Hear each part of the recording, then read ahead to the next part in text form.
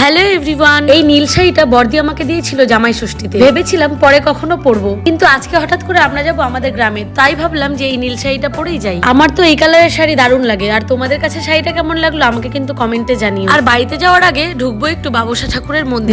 বের হতে আমাদের অলরেডি অনেকটা লেট হয়ে গেছে, সেই জন্য একটু তাড়াতাড়ি করে রেডি হয়ে নিলাম। আজ আমরা অনেকদিন পরে আমাদের গ্রামে যাব, আর গ্রামের পরিবেশটা না আমার কাছে দারুণ লাগে। কত সুন্দর খোলামেলা একটা পরিবেশ, আর এখন তো বর্ষাকাল, তাই গ্রামগুলো আরো বেশি সবুজ দেখায়। তো চলো, এখন আমি একদম রেডি হয়ে গেছি, আর বাইরে বেরিয়ে দেখি কি সুন্দর আজকের ওয়েদারটা।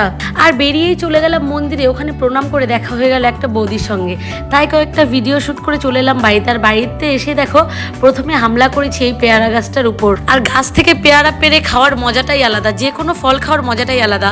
আর এগুলো কিন্তু শুধু গ্রামেই সম্ভব। আমরা আমাদের গ্রামে এসে আরো কি কি করেছি সেগুলো সব দেখাবো নেক্সট পার্টে। এখনকার মতো ভিডিওটা এখানেই শেষ করছি, ততক্ষণে তোমরা আমার চ্যানেলটাকে সাবস্ক্রাইব করে দিও। টাটা।